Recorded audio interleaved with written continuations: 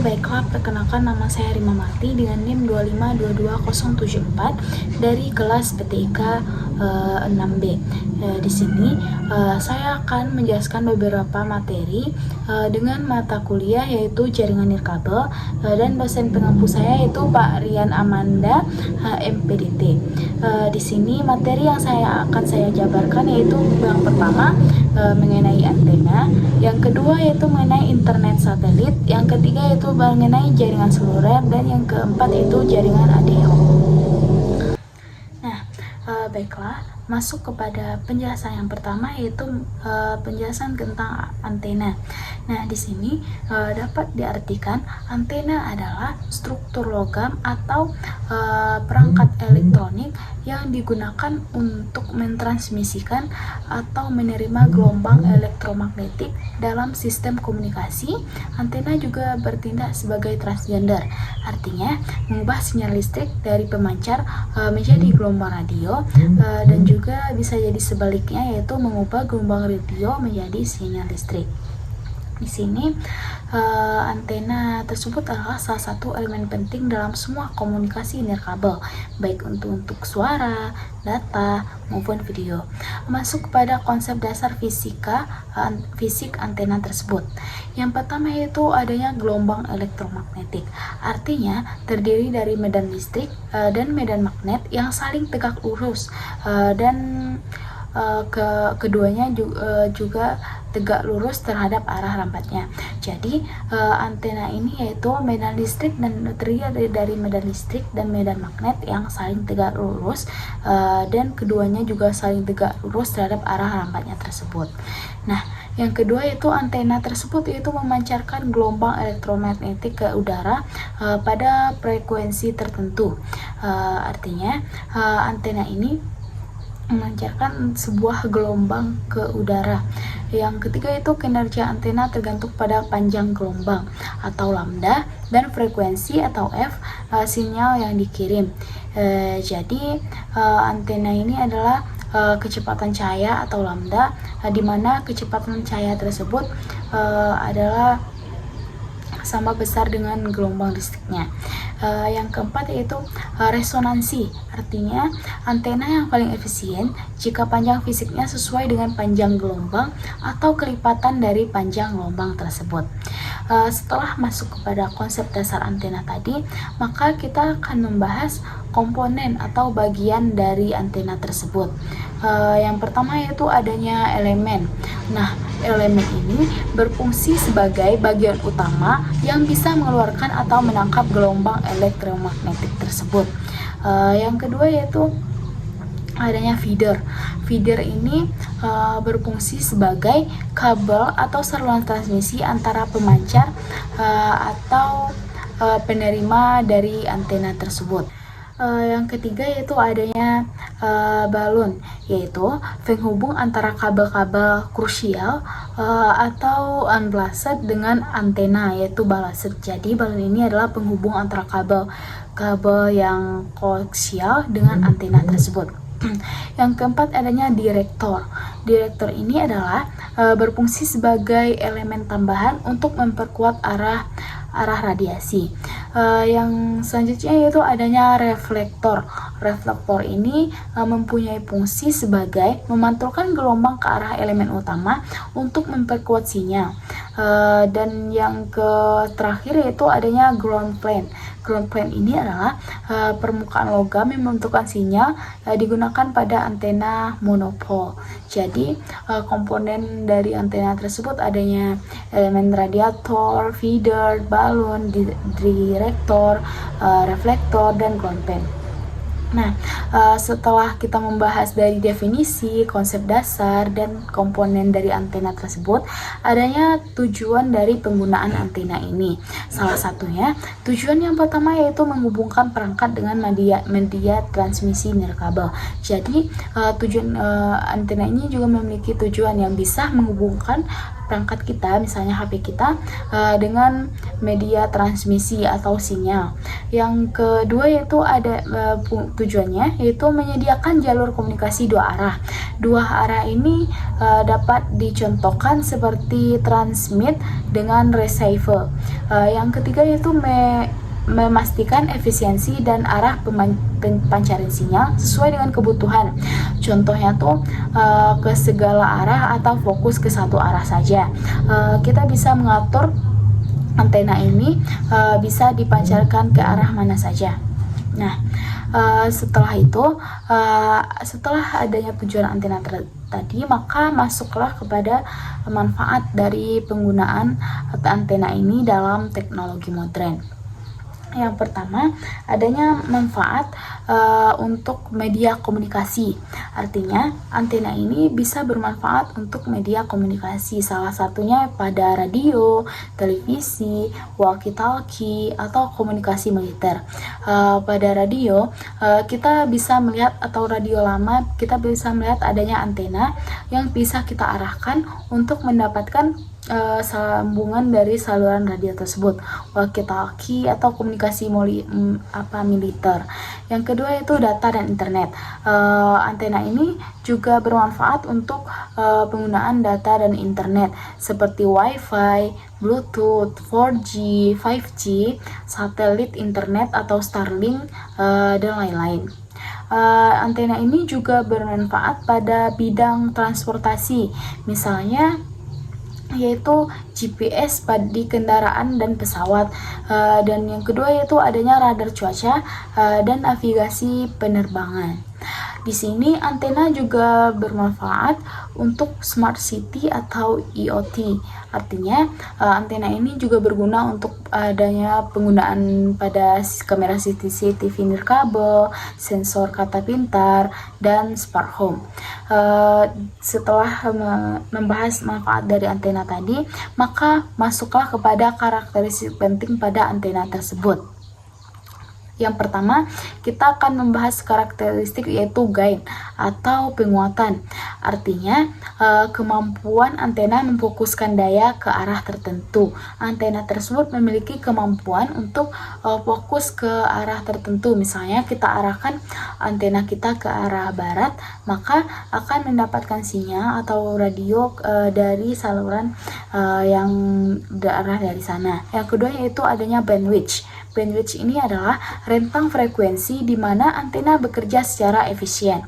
Yang ketiga yaitu adanya polarisasi. Polarisasi ini dapat diartikan arah medan listrik dari arah gelombang. Contohnya gelombang horizontal, vertikal, atau sirkular. Selanjutnya adanya arah pancaran. Dapat diartikan rasio daya pantulan dapat mengukur efisiensi transfer daya tersebut. Yang selanjutnya terakhir ada impedansi, artinya harus sesuai dengan sistem. Nah, selanjutnya yaitu adanya arah pancaran, dapat diartikan menunjukkan distribusi radiasi dan dari antena dalam ruang tersebut.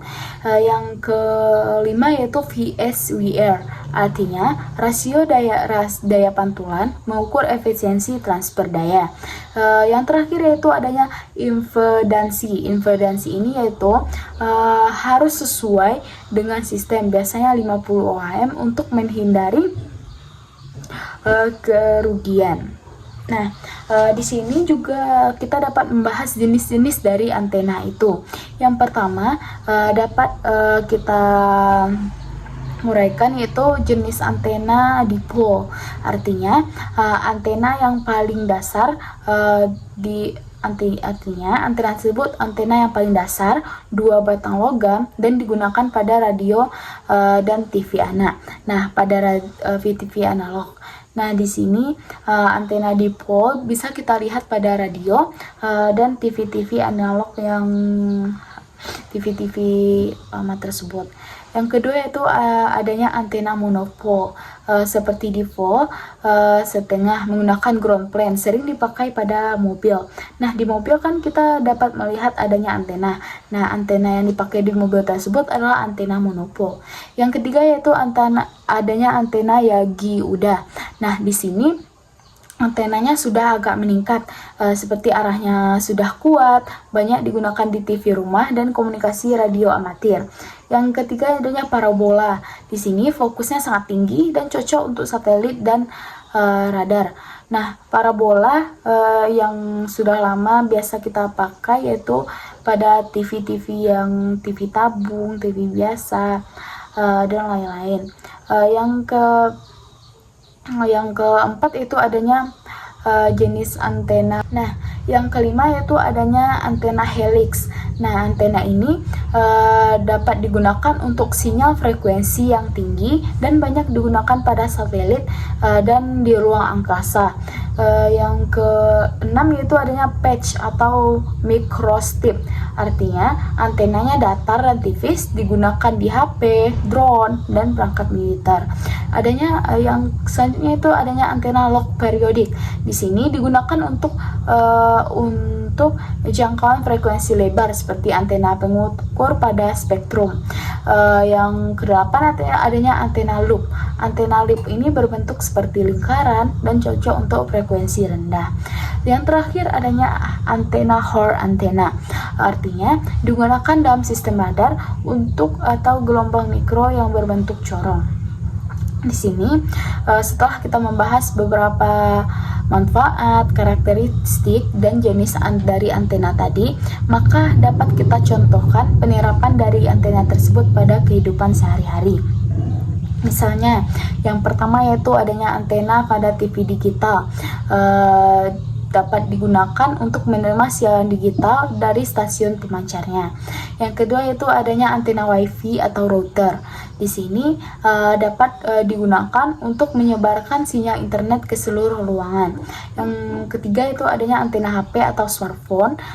Di sini digunakannya untuk menangkap sinyal seluler, WiFi, GPS, dan Bluetooth. Yang keempat itu adanya parabola atau TV berbayar, yaitu dapat menerima siaran satelit seperti Indovision, Geovision.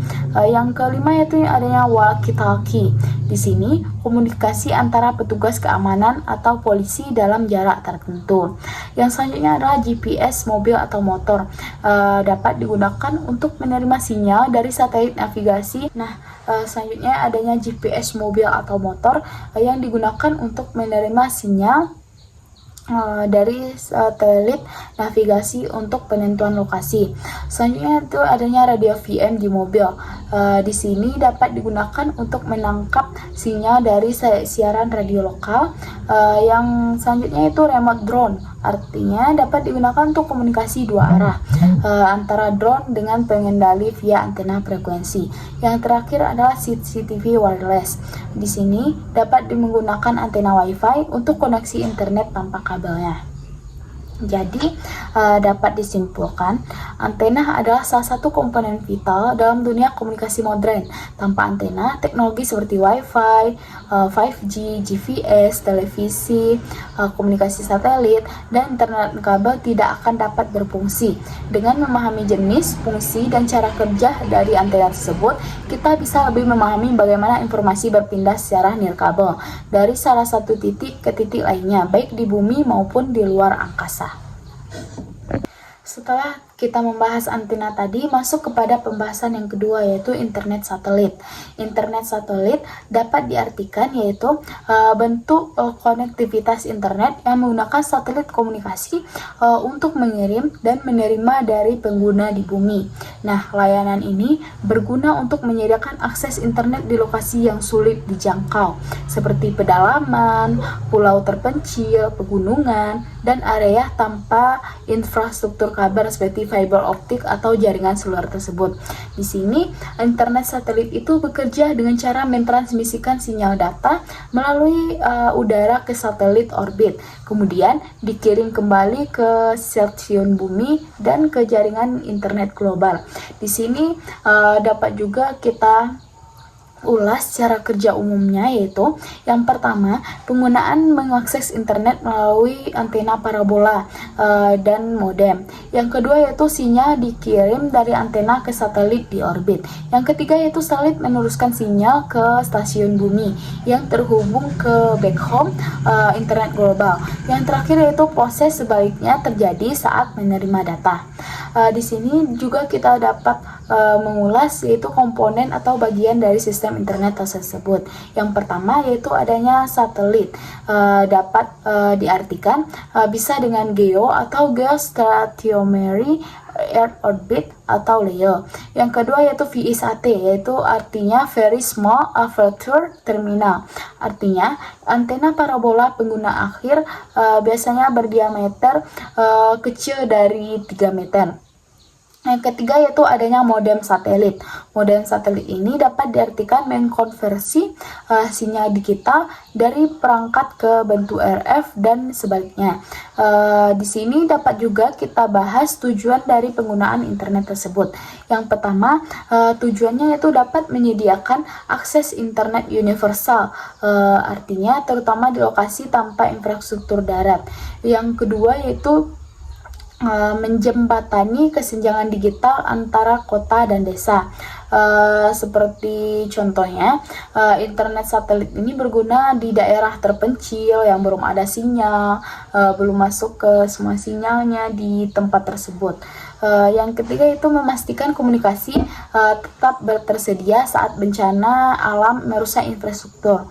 Dan yang keempat, digunakan untuk militer, penerbangan, dan pelayaran yang membutuhkan koneksi global. Dapat juga kita ulas manfaat dari internet satelit tersebut. Yang pertama yaitu menyediakan akses global, artinya menjangkau pulau terpencil, pegunungan, ladang minyak, gurun, dan daerah konflik. Yang kedua yaitu menyediakan komunikasi darurat, artinya digunakan untuk saat terjadinya gempa, banjir, atau bencana yang besar untuk mendukung evakuasi dan penyelamatan. Yang ketiga yaitu untuk transportasi dan navigasi, artinya internet satelit ini digunakan dalam kapal laut, pesawat komersial, dan kendaraan militer. Yang keempat, dapat juga digunakan pada bidang militer dan pertahanan, seperti memberikan komunikasi transkripsi di medan perang atau misi luar negeri. Yang terakhir, internet satelit ini digunakan untuk pendidikan dan kesehatan jarak jauh. Artinya dapat memungkinkan telemedicine. Yang kelima, internet satelit ini dapat digunakan pada bidang pendidikan dan kesehatan, memungkinkan telemedicine, pembelajaran online, dan pelatihan di daerah 3T, tertinggi, terdepan, dan terluar. Di sini dapat juga kita ulas jenis-jenis satelit untuk internet satelit tersebut. Yang pertama yaitu GEO, contohnya providernya yaitu HyNet dan Viasat. Yang kedua yaitu MEO, yaitu O3B network. Yang ketiga yaitu LEO, dapat dicontohkan seperti Starlink atau OneWeb. Di sini dapat juga kita ulas karakteristik dan tantangan teknisi dari penggunaan internet satelit tersebut. Yang pertama itu waktu tunda dalam transmisi data lebih unggul dari dalam latensi. Yang kedua, ketika adanya hujan lebat atau badai dapat mengganggu sinyal atau rainfall. Yang selanjutnya itu beberapa sistem satelit memiliki kapasitas terbatas dibandingkan fiber. Kita juga dapat membahas contoh layanan dan penggunaan nyata dari internet satelit ini. Yang pertama dapat dicontohkan yaitu Starlink. Di sini internet LEO untuk rumah, kapal, pesawat, dan daerah terpencil. Yang kedua yaitu internet VSAT IP dan Telkom VSAT. Artinya layanan internet satelit di Indonesia untuk perusahaan dan desa. Yang ketiga itu internet di pesawat atau in-flight. Dapat diartikan disediakan oleh penggunaan seperti GOYO dan Viasat. Yang selanjutnya yaitu yang terakhir yaitu Badan Penanggulangan Bencana BNPB. Di sini kita menggunakan internet satelit untuk komunikasi di lokasi rencana besar tersebut. Nah, kita juga dapat membahas kekurangan dan kelebihan dari internet satelit ini. Yang pertama yaitu kita akan membahas kelebihannya. Kelebihannya yaitu cakupannya global, bahkan ke lokasi terpencil, tidak butuh kabel fisik, alternatif saat infrastruktur rusak atau bencana alam terjadi. Yang terakhir itu solusi untuk kapal, pesawat, dan area terpencil. Internet satelit ini juga memiliki kekurangan seperti latensi tinggi pada geo, biaya awal peralatan relatif mahal, terganggu cuaca ekstrim atau rainfall, dan bandwidth bisa terbagi saat banyak pengguna. Jadi, dapat kita simpulkan, internet satelit ini adalah solusi penting dalam penerimaan akses digital, terutama di wilayah yang belum atau sulit dijangkau oleh infrastruktur konvensional. Dengan hadirnya teknologi orbit rendah seperti Starlink, kualitas dan kecepatan internet satelit semakin mendekati koneksi kabel. Meskipun memiliki beberapa tantangan seperti latensi dan cuaca, internet satelit tetap menjadi tulang punggung komunikasi global, terutama pada kondisi darurat dan mobilitas tinggi. Nah, setelah kita membahas tentang antena dan internet satelit tadi, maka masuk kepada pembahasan yang ketiga yaitu tentang jaringan seluler. Jaringan seluler ini dapat juga kita definisikan yaitu jaringan yang menggunakan sistem telekomunikasi nirkabel berbasis wilayah cakupan atau sel yang menggunakan BTS. Di sini berguna untuk menghubungkan perangkat bergerak seperti ponsel dan dengan jaringan telekomunikasi dan internet. Di sini jaringan seluler itu dapat kita gunakan seperti jaringan yang kita gunakan di HP kita sehari-hari. Jaringan seluler tersebut tersedia dari beberapa provider yaitu kartu. Di sini dapat kita gunakan untuk mengakses internet tersebut. Jaringan ini memungkinkan layanan seperti panggilan suara, pesan teks, dan akses data secara mobile atau real time, dan dimanapun selama berada dalam jangkauan sinyal tersebut. Di sini dapat juga kita uraikan komponen dari jaringan seluler tersebut atau bagian utamanya. Yang pertama yaitu BTS, memiliki fungsi mediakan koneksi radio antara pengguna ponsel dengan jaringan operator. Yang kedua yaitu adanya MSC. Di sini dapat berfungsi mengelola panggilan telepon, SMS, dan koneksi antar BTS. Yang ketiga adanya BSC. Di sini berguna untuk mengontrol beberapa BTS, mengelola handover dan alokasi sumber daya. Yang keempat adanya HLR. Di sini dapat berfungsi sebagai basis data utama untuk menyimpan informasi pengguna secara permanen. Yang terakhir yaitu adanya perangkat mobile. Dapat juga kita artikan fungsinya sebagai ponsel atau modem yang digunakan untuk mengakses jaringan seluler tersebut. Di sini juga dapat kita uraikan cara kerja dari jaringan seluler tersebut. Yang pertama, ponsel terhubung ke BTS terdekat via sinyal radio. Yang kedua, BTS meneruskan sinyal ke BSC, lalu ke MSC untuk koneksi suara atau PGW untuk koneksi data. Yang ketiga yaitu saat pengguna bergerak, maka jaringan akan melakukan handover ke BTS lain tanpa memutus koneksi dari jaringan seluler tersebut. Di sini juga dapat kita uraikan tujuan dari menggunakan jaringan seluler itu. Yang pertama, jaringan seluler tersebut bertujuan untuk menyediakan komunikasi nirkabel yang bisa diakses kapanpun dan dimanapun. Yang kedua yaitu mendukung mobilitas pengguna tanpa kehilangan konektivitas. Yang ketiga yaitu menyediakan layanan komunikasi suara, pesan teks, dan data secara efisien. Yang keempat yaitu menyediakan akses internet berkecepatan tinggi. Yang kelima yaitu mendukung layanan seperti navigasi GPS, telemedicine, dan pembayaran digital lainnya. Setelah kita membahas dari beberapa tadi, yaitu definisi, komponen atau bagian utamanya, cara kerja, dan tujuan dari jaringan seluler tersebut, maka dapat kita ambil kesimpulan dari manfaat adanya jaringan seluler itu. Yang pertama, mobilitasnya tinggi, artinya pengguna dapat tetap terhubung meskipun berpindah lokasi. Yang kedua, kemudahan komunikasi global, dapat diartikan bisa menghubungi siapa saja di dunia maya. Yang ketiga yaitu akses data dan internet cepat, dapat diartikan mulai dari browsing hingga video call. Yang keempat itu mendukung kegiatan ekonomi digital seperti penggunaan pada mobile banking, e-banking, e-commerce, dan lain sebagainya. Yang keenam yaitu adanya layanan darurat. Di sini dapat digunakan untuk membantu dalam kondisi krisis dan bencana alam. Yang terakhir, meningkatkan produktivitas dan konektivitas pada masyarakat tersebut. Di sini dapat juga kita membahas evolusi dari teknologi seluler tersebut. Yang pertama, adanya 1G. 1G ini filter utamanya bisa digunakan untuk panggilan suara analog. Yang kedua, naik kepada 2G. 2G ini bisa digunakan untuk panggilan digital, SMS, dan keamanan enkripsi. Selanjutnya naik kepada 2,5G.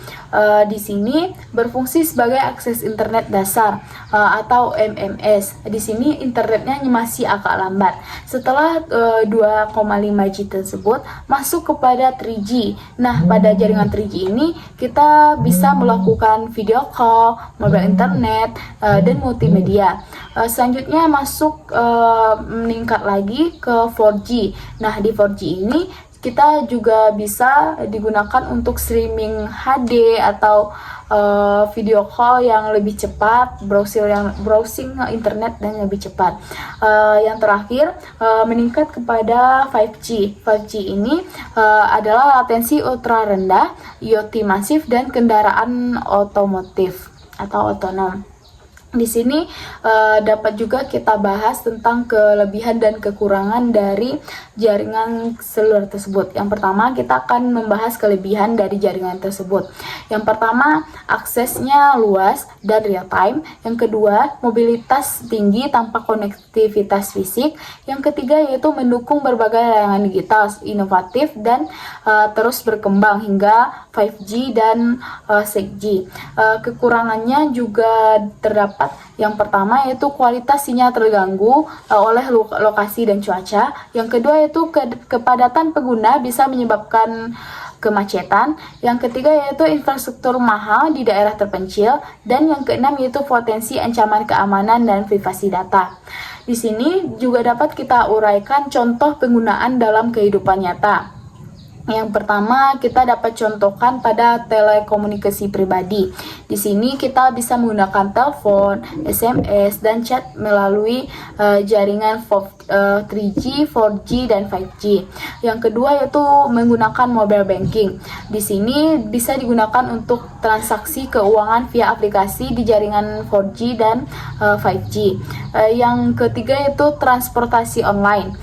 Di sini driver dan penumpang terkoneksi dengan server via jaringan seluler. Di sini dapat kita simpulkan jaringan seluler tersebut adalah tulang punggung komunikasi modem yang telah berevolusi dari layanan suara analog menjadi infrastruktur super canggih seperti 5G. Di sini kemampuannya yaitu menyediakan konektivitas real time. Di sini dapat kita simpulkan jaringan seluler tersebut adalah tulang punggung dari komunikasi modern yang telah berevolusi dari layanan suara analog menjadi infrastruktur super canggih seperti 5G dengan kemampuannya menyediakan konektivitas yang real time untuk manusia dan perangkat atau IoT, menjadikan bagian krusial dalam masyarakat digital, ekonomi, dan transformasi teknologi di masa depan. Setelah membahas pembahasan yang sebelumnya yaitu tentang jaringan seluler, maka masuk ke pembahasan yang terakhir yaitu tentang jaringan ad hoc.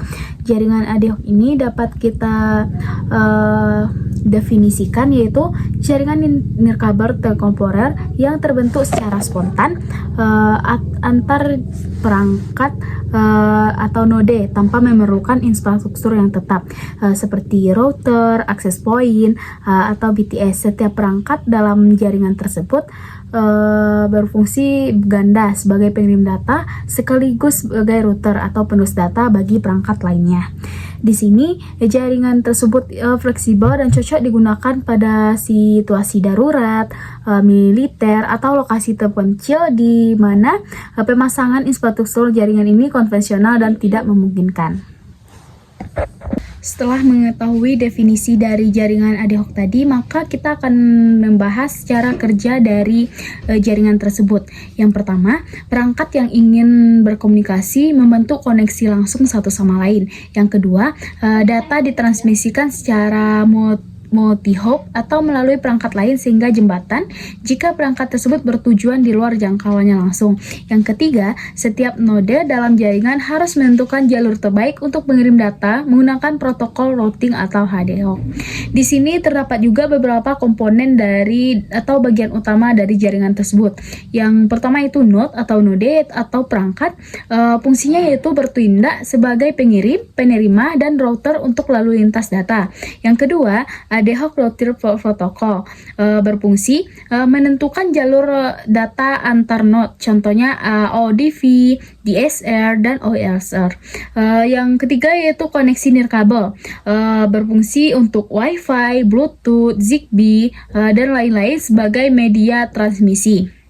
Di sini juga terdapat tujuan dari penggunaan ad hoc ini. Yang pertama, membangun komunikasi lokal cepat dan fleksibel tanpa perlu jaringan pusat. Yang kedua, menyediakan komunikasi sementara dalam situasi darurat atau militer. Yang ketiga, menghubungkan perangkat-perangkat IoT atau sensor secara dinamis.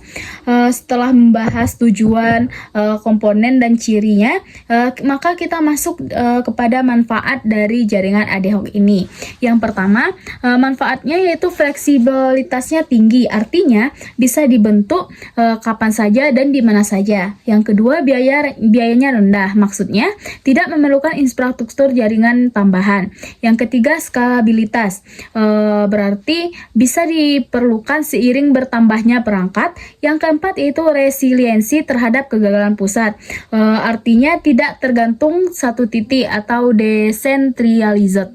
Yang terakhir yaitu cocok untuk mobilitas tinggi, misalnya dalam kendaraan atau driver. Di sini juga terdapat jenis-jenis dari jaringan ad hoc ini. Yang pertama yaitu MANET atau Mobile Ad Hoc Network. Yang kedua itu VNet, yaitu Vehicular Ad Hoc Network. Yang ketiga itu WSN. Yang keempat itu Drone Ad Hoc. Yang kelima yaitu IoT Mesh Network. Juga terdapat kelebihan dan kekurangan dari jaringan ad hoc ini. Yang pertama kita akan mengulas beberapa kelebihannya. Kelebihannya yaitu tanpa perlu infrastruktur. Yang kedua itu cepat dibangun dalam kondisi darurat. Yang ketiga itu hemat biaya. Yang keempat itu fleksibel dan adaptif terhadap perubahan topologi. Yang kelima yaitu scalable pada kondisi tertentu. Setelah kita membahas kelebihannya tadi, maka terdapatlah kekurangan dari jaringan ini. Yang pertama, stabilitas jaringan ini menurun pada setiap node bergerak cepat. Yang kedua itu rentan terhadap keamanan data atau tidak ada pusat autentikasinya. Yang ketiga yaitu konsumsi daya tinggi karena setiap node aktif sebagai router. Yang keempat yaitu overhead tinggi pada routing protokol. Yang kelima yaitu intervensi gelombang radio pada area padat. Juga terdapat contoh penggunaannya dalam kehidupan nyata. Yang pertama, kita akan membahas contohnya pada militer. Misalnya komunikasi pasukan di medan perang tanpa infrastruktur tetap. Yang kedua itu bencana alam. Saat terjadinya seluler terputus, tim penyelamat menggunakan ad hoc. Yang ketiga itu konferensi atau event outdoor. Artinya dapat membangun jaringan sementara antar perangkat peserta. Yang keempat itu kendaraan pintar. VANET memungkinkan mobil saling memberi informasi atau tabrakan, cuaca, dan lain-lain. Yang kelima yaitu sensor pertanian atau hutan.